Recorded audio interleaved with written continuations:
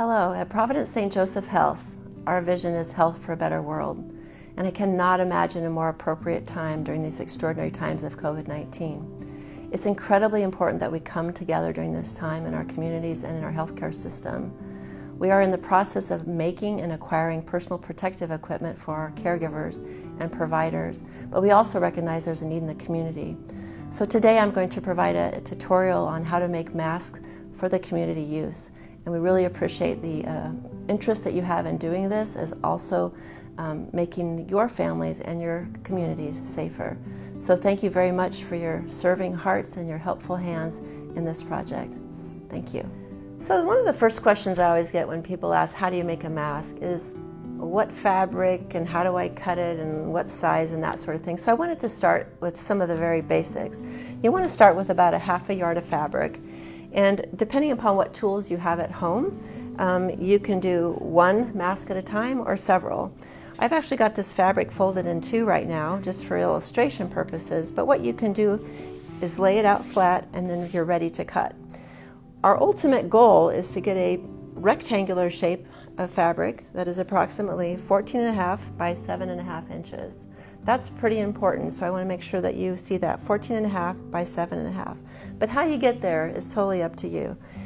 If you're a seamstress and you have a rotary cutter, you can easily use that and start cutting your straight edges just like that, easy. If you don't have those sewing utensils, a very simple way to do it is by using a ruler and marking out, counting off your 7.5 inches, and then of course taking your scissors and just really cutting on that line. Now if you don't have either of those options, another easy way to do it is just to take a cardboard box that you have at home, measure 7.5 by 14 inches, and do like I've done, is just cut away. Once you've got this template, again, it's just a simple trace around, the whole thing of course, and then you would cut on the lines and then you would have your square. So either way you go is easy and doesn't really matter. The ultimate goal that you're ending up with is this rectangle, 7.5 by 14. After you cut the body mask part, you also need to cut 2 strips, same process of cutting. Each of the strips will be 3/4 inch wide by 34 inches long, and you need 2 of those. These will become the casing or the straps for the mask. If you're a sewer and you have bias tape in your cupboard, you can also use bias tape. And there's an example of the type here if you're interested. And this is just a pre-made casing that we can use to eliminate the need for cutting our own casing. So with that said, you've got your 2 straps and your body, and we're ready to start sewing. However, before we start sewing, it's very important, especially today, that you wash your hands. I don't have a sink here, so I'm going to do the next best thing with hand sanitizer, but it's better if you can wash your hands. Sing happy birthday twice, then you'll be clean and ready to go, and we can start sewing.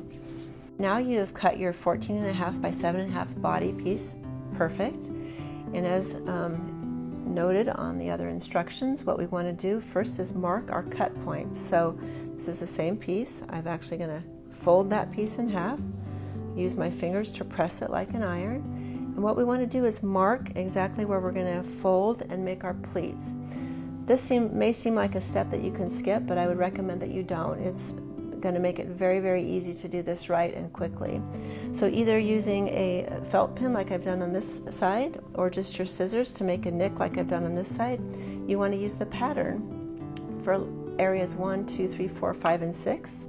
Starting from the folded edge down, you want to go from the distance that's listed on the pattern, 1.5 inches from the bottom here, 2.25 inches, 3 inches, 4 inches, 5 inches, and 5 3/4. You'll see that on the pattern, but you want to do that. I wouldn't recommend writing 1, 2, 3, 4, 5, 6 every time, but just for illustration purposes, I wanted to make sure that was clear. As step 4, what we want to do is stitch this mask closed. So we're going to make a 1/4 inch seam right along the raw edge that's not notched and is not folded, the raw edge here. I'm just going to do that quickly.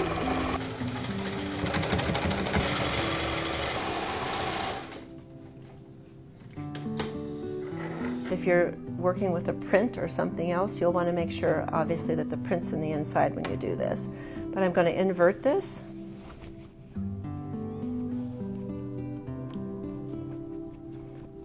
what I want to do is take the seam part that we just made, put that at the bottom towards me, and again, using your hand as an iron, just really pulling tight on this. If you have an iron at home and you want to use it, you can, but I'm trying to illustrate that you don't need fancy tools to be able to make this mask.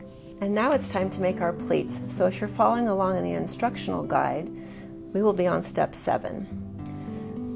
Now remember those notches that you made in your fabric. This is where they become helpful. Starting at the folded edge at the top, what I want you to do is put your index finger and thumb around number 1, notch number 1, and you're going to pinch or gather that just like that so that it becomes raised over the rest of the mask. Then the second notch, or notch 2, is actually creating a line, and that's where you put the fold, and you bring it forward such that it lies and rests permanently on notch 3. So again, I'm grabbing notch 1, folding on notch 2, and placing on notch 3. And then I like to pin it so that it stays nice and tight and clean. There you've got your first pleat on that side, so we'll do the same thing on the other side. Pinching at 1, folding at 2, placing at 3. And by using those marks that you had created, very easily you've got a nice, even, flat, ready to go pleat. Perfect, so now you're ready to go, and we'll make our second pleat. So grabbing at 4, you got it. Bending at 5 or folding at 5 and placing at 6. It's as easy as that. And then again pinning it because we're going to sew this together.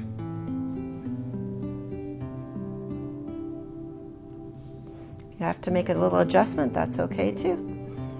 Great. Your mask should have 2 uniform, nicely aligned pleats, and it's time to sew those pleats in place. So I'm again doing a 1/4 inch seam. And I'm using thin little sewing pins that I can run right over the top of. And I can take those pins out, I'm ready to go. Same with this other side.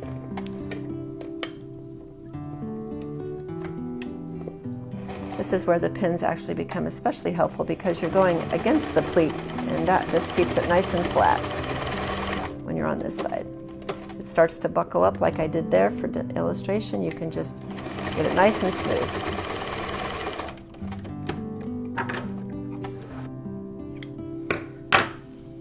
There you go. You've got your body of your mask. Okay, so now we're ready to put our casing on, and if you're following again along in the instructional guide, we're on step 8. You want to find the center point of this strap or this casing that we made. And it doesn't have to be exact, but pretty close, because one side's going to be tying around the head and the other side's going to be tying around the neck. And the idea is that you want to wrap it around the side of the mask, centering the center of the casing to the center of the mask, and then wrap that around so the front and the back are covered.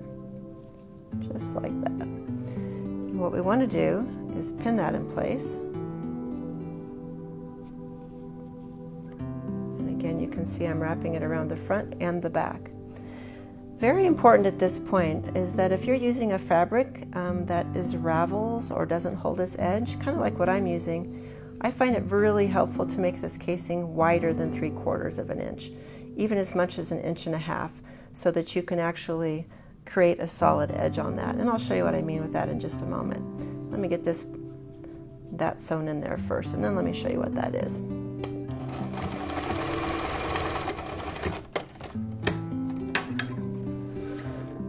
So there we have our mask. The casing is all done. Now, like I said earlier, if you have a fabric that frays or ravels like I'm showing you on this one, I find it helpful to make a wider strap. And the reason that is, if you do 1.5 inch strap for that type of fabric, what we can actually do is roll it over on itself. And I'll show you what I mean by that. I mean, you'd be having a fabric that's kind of like that, and then you're putting it over and over. And what you end up having is a finished edge on your fabric, which is important if you have a fabric that ravels or is not holding its edge. And that way you can also, this folded, you can run it all the way down the entire strap if you'd like. I'll show you an example of that with the bias tape since it's already made. So this is a prefabricated bias tape that you can buy, which is exactly what I just showed you, by homemade bias tape. But let's do a side with that and I'll show you the difference.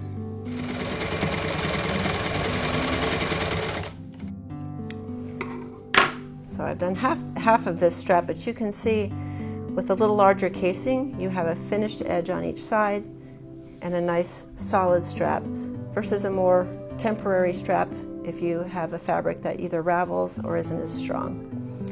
So we'd go ahead and finish that out on this side, and you've made your mask. You're good to go.